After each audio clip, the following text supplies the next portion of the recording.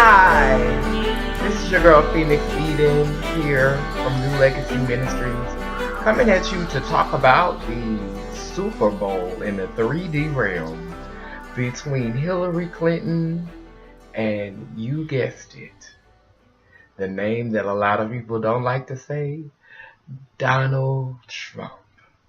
Should I say Secretary Hillary Clinton? Okay, so I'll say Secretary Hillary Clinton. Um, I really don't get into politics, but like my girlfriend was over here doing my hair last night and she loves like politics and sports and stuff like that. So I watched it with her and I'm gonna get into that. First of all, I just want to take the time to say that the winter is coming and this is not my favorite time of year. I'm definitely a summer baby. So I don't always feel like I am at my best in the wintertime, but I'm working on making changes, with that, with dieting, eating healthy, exercise, so that I can build my immune system so that the winter won't be so horrible for me. Got to keep that body alkaline, I must say that. Um, but anyway, she did a wonderful job with my hair. It is a sew-in, and I got my sides shaved. You see that blackness from when I did my video earlier. You could see that's that black paint. But, they'll grow in, and then I'll be able to give, but it's dual. I can be professional, and I could also be fun. Professional and fun. That's me. I used to say that professional meant prophonial, but I'm not gonna be petty like that this season of my life. Moving forward, pretty soon it will be 2017, the year I turn 40. I am really excited about that. But let's get back to this presidential debate. So last night, Hillary Rodham Clinton took on Trump, and I have to say that it didn't surprise me how it went. I think last night we saw who should be the next president of the United States, but things don't always work out like we want them to. I really honestly believe that this election is already decided. One of the things that was interesting to me last night was hearing people who were giving commentary on the upcoming event say things like how many white college degree female voters we had. Like they have these elections broke down to a science to where they know every class, every race who is voting. Like it's broke down to a science. So I find that very interesting that the ones who give commentary actually have access to such information. And for me, that just further makes me believe that the elections are kind of pre-decided. I'm not going to discourage people. Do what you feel you need to do in your heart.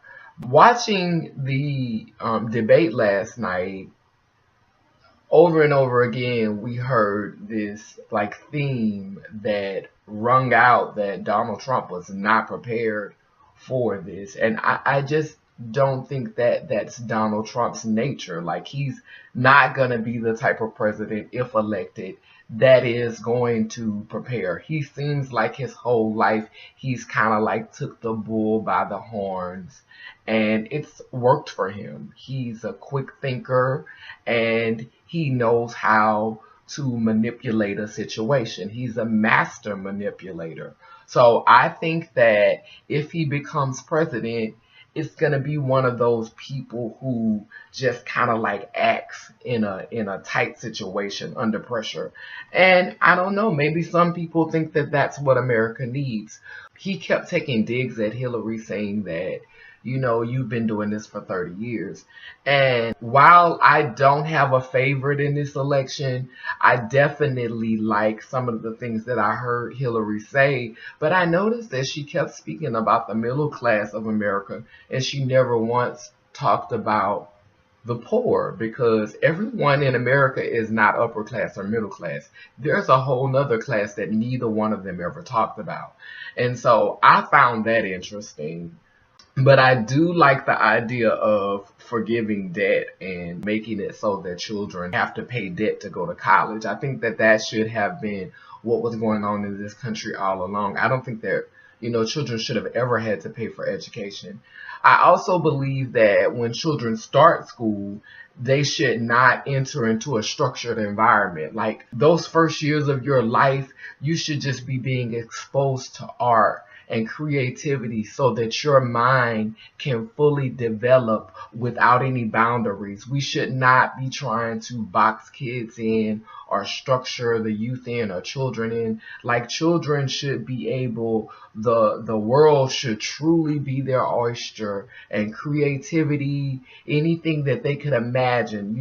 We shouldn't be trying to train them like animals and pets at 5 and 6 years old, like teaching them structured lessons and things like that.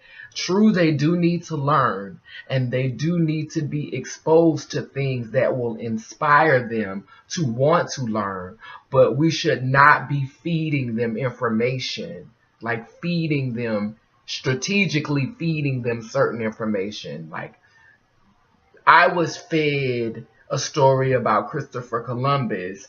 I was fed images of a white Jesus in church when I was getting baptized when I was little.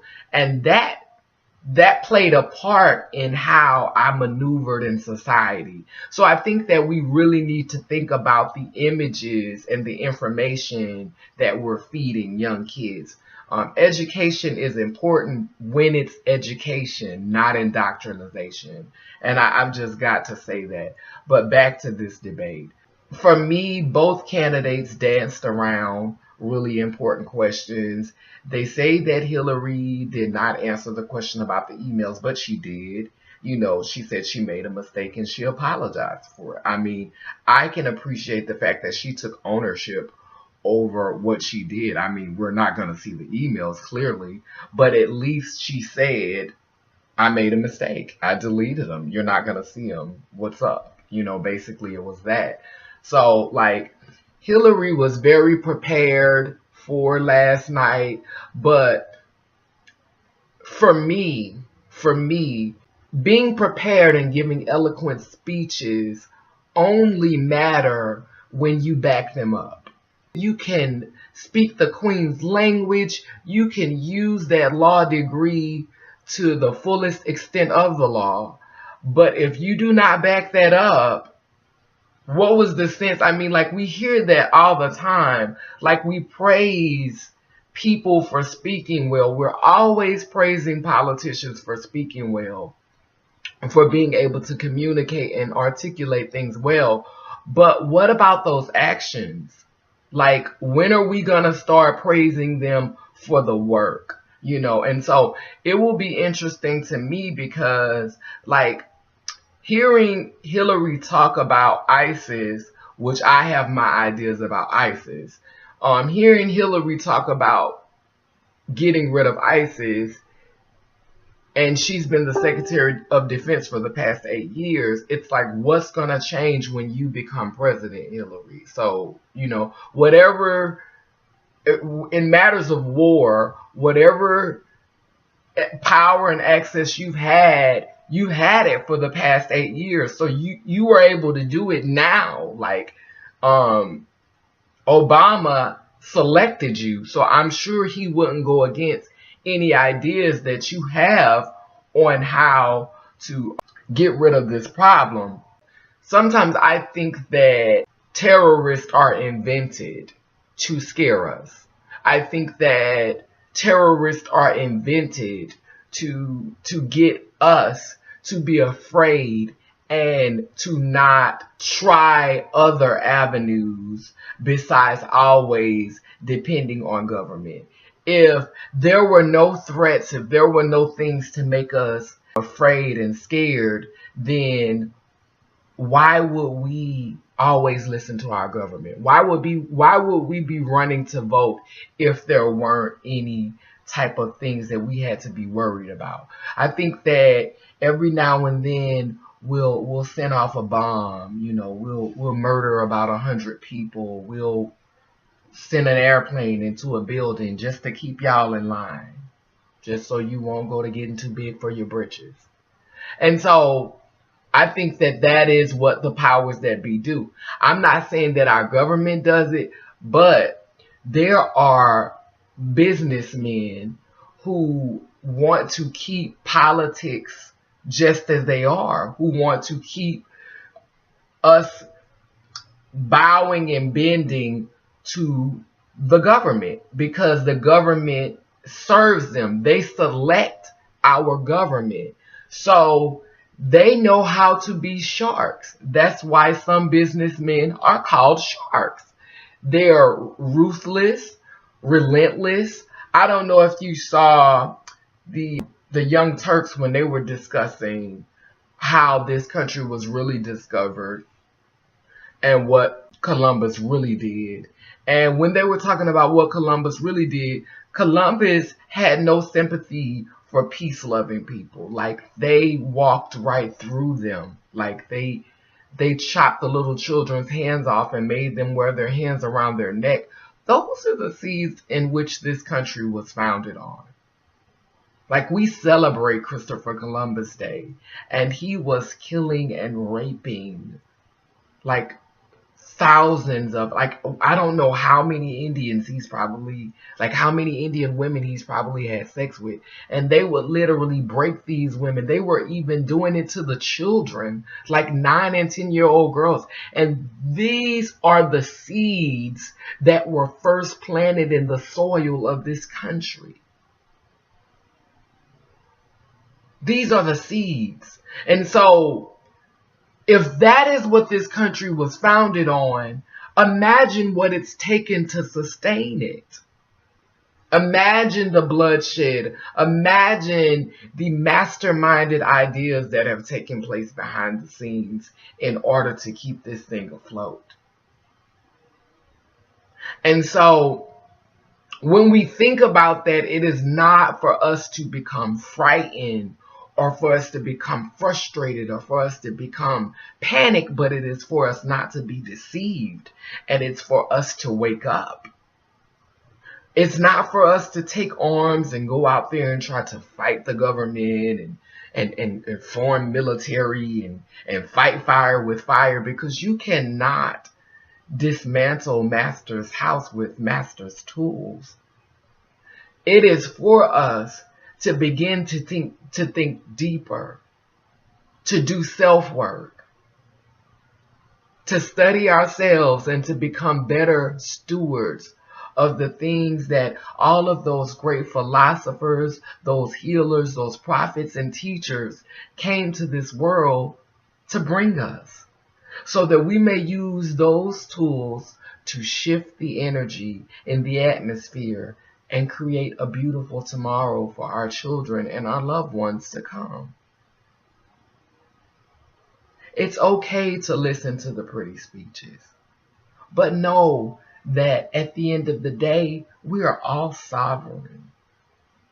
We are all a universe within a universe.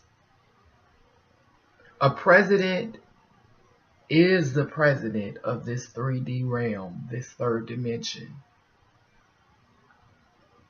But in eternity, you must know who you are and who you belong to. You must know that you belong to you and you belong to the universe. First, you belong to you. Know that. And then you belong and are connected to the universe. But in this realm, there are powers that be that we have to placate to because of the way things are structured, because not enough of us believe in ourselves to lead ourselves. We feel like we need to be led and protected. But as consciousness begins to shift, while all of the planets are aligned for the first time in 200 million years, this is a beautiful time to be in existence. This is a beautiful time to be traveling through this dimension in this human experience. I really just didn't want to get too much into the election, but I wanted to say something about it. Like, I wanted us to be reminded that this is only one facet of reality. This is only one facet of the truth. We are all multi-dimensional beings. Just as your dreams are as real as it is when you awoke. Those dreams come to send you messages. They are the ancestors speaking to you. The biggest point that I want to make in this video is do not get caught up in all of this. All of this. This is a dream world, honey. This is not real. You are passing through here. Don't get caught up in this. Like, pay attention, be alert, be aware. But don't get caught up in this. Focus on growing inwardly and growing yourself so that you won't react to everything and give everything your power. That's what I'm working on. Not giving everything your power, not feeding into negativity, not feeling that you have to fight things that aren't real, that are ghost. Because you are divine. Your spirit, your soul will live on. And how you grow in consciousness is how you will manifest again in your next reincarnation. If you decrease in consciousness, you will decrease in your next manifestation. If you increase in consciousness, you will increase in your next manifestation. Please understand that. Please get that down in your spirit. And before I get ready to leave you today, I want to share with you my latest piece of art. It is I don't want to call it a dance, more like a video montage of movement, celebrating the movement of my ancestors. I was very much whole in this video. I showed my sexuality, I showed my humanity, I showed my passion to rejoin nature. I showed my heart in this piece, and the music is by Ashlyn Dane, and she's a wonderful trans artist. And in this song, she was talking about her relationship with Jesus. Now her spirituality is very different. She studies the chakras, and she's really into the universe, and so like her spirituality has evolved. But I think for so many of us, Jesus is a connecting point, and I feel myself going back to those teachings, and I don't dismiss anything from the journey of when I've been outside of that journey, because you cannot teach Christ if you don't know that there's another way. Because I don't believe that Jesus came to tell us that he was the only way. Jesus came to show us light. Jesus came to show us. Jesus told us that we would do greater things than he would do. Jesus told us to have faith. And Jesus said to love your neighbor as you love yourself. And that is the greatest commandment. So by exploring other faiths and religions, I have truly been on this journey to learn how to love my neighbor as I love myself, so that I can be made perfect. Do unto others as you would have them do unto you. That has been the journey. Learning how to do unto others as I would have them do unto me, by exploring different faiths and opening myself up to different ways and possibilities. That is called growing as a Christian. And when I say Christian, I mean as a person who aspires to be like Christ, not worship him. Who aspires to develop the divinity that grows inside of me. When I say Christ, I mean aspiring to be like Christ, aspiring to be the divine on earth, aspiring to love others without condition. Anyway, that's all I have for you today. Thanks so much for joining me. And here's this video, music by Ashley Dane. The name of the song is Invisible Love. I love you guys. New legacy and love over money. And my mission in life is to make being black beautiful again. Love you.